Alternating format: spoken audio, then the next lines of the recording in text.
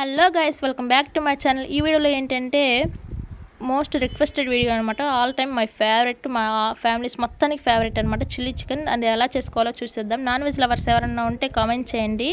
So ఈ వీడియోకి నా వాయిస్ ఓవర్ అంటే ఎన్ని టేక్స్ పట్టుంటుందో సరదాగా కామెంట్ చేసేయండి. దీంట్లోకి అయితే ప్రాసెస్లోకి వెళ్ళిపోదాం. బోన్లెస్ చికెన్ తీసుకున్నాం కదా, దానిలోకి చూపించినట్టుగా పచ్చిమిర్చి, అల్లం ముక్కలు, వెల్లుల్లి అవి పేస్ట్ చేసేసుకొని వేసుకొని తర్వాత కారం, పసుపు, ఉప్పు ఒక్కొక్క స్పూన్ వేసుకొని బాగా మ్యాగ్నేట్ చేసుకున్న తర్వాత ఫోర్ ఎగ్స్ తీసుకొని అవి పగలగొట్టేసి దాంట్లోనే వేసేసుకొని బాగా కలుపుకోవాలన్నమాట. సో ఇది మాకు బిలాయ్ నుంచి మాకు రెసిపీ వచ్చిందనమాట. సో అదేంటో చూపిస్తా. ఇలా బాగా మ్యాగ్నేట్ చేసుకున్న తర్వాత సో దీంట్లోకి కార్న్ఫ్లోర్ కావాలి. సో కార్న్ఫ్లోర్ అయితే వేసేసుకొని బాగా కలుపుకోవాలి.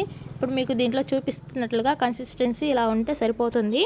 సో చూస్తున్నారు కదా, ఇలా చేసి పెట్టుకున్న తర్వాత హ్యాండ్ వాష్ చేసుకోండి. ఎందుకంటే పచ్చిమిరగాయలు కదా, సో హ్యాండ్ బాగా మంట వచ్చేస్తుంది. సో 3 hours మ్యాగ్నేట్ చేసి పెట్టుకున్న తర్వాత మళ్ళీ ఇప్పుడు ఒకసారి వేసుకునే ముందు ఒకసారి కలుపుకోవాలన్నమాట. సో ఈలోపు బండి ఆయిల్ పెట్టేసి హీట్ అయిన తర్వాత దాంట్లో పకోడీస్ లాగా అన్నీ ఫ్రై చేసుకోవాలి.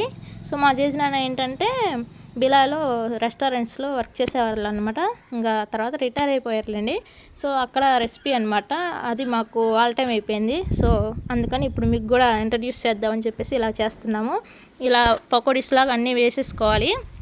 అవి ఒకదాని తర్వాత ఒకటి అంటుకుంటుంటాయి. సో అవి సపరేట్ చేసుకొని ఇలా రెండు వైపులా బాగా కాల్చుకోవాలి. ఇప్పుడు ఫస్ట్ వైపు చూపిస్తున్నాం కదా, సో అలా చేసుకోవాలన్నమాట అన్నీ. ఇప్పుడు చూపించేది మాత్రం లాస్ట్ ఫైనల్ది. సో ఇది చేసేసుకుంటే అయిపోతుంది.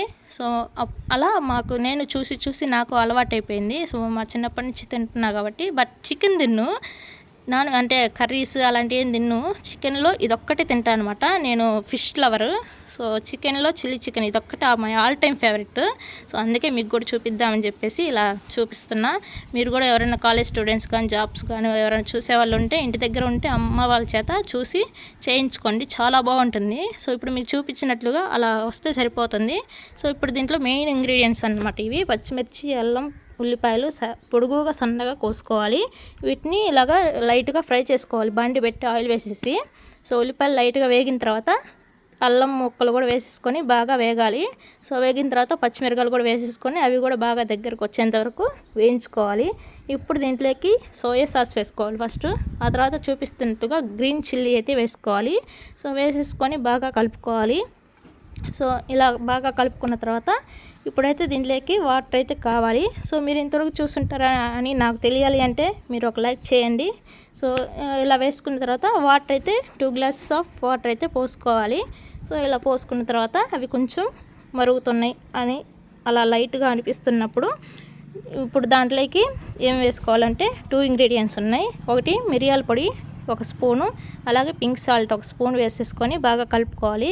ఇక్కడ కలిపే పర్సన్ ఏంటంటే ఈ సెకండ్ ప్రాసెస్ అంతా మా నాన్నదనమాట. సో బాగా కలుపుతారు. సో అలా కలుపుతుంటారు, అమ్మ అయితే వేస్తుంది. సో ఫైనల్గా అయితే ఆల్మోస్ట్ అయిపోయింది రెసిపీ. సో ఇదన్నమాట అవుట్పుట్. మీకు ఈ వీడియో నచ్చింది అనుకుంటున్నాను. నచ్చితే లైక్ చేయండి, షేర్ చేయండి, అలాగే సబ్స్క్రైబ్ చేసుకోండి. ఇలాంటి వీడియోస్ కావాలంటే ఖచ్చితంగా కామెంట్ చేసి సబ్స్క్రైబ్ చేసుకొని ఉంటాం.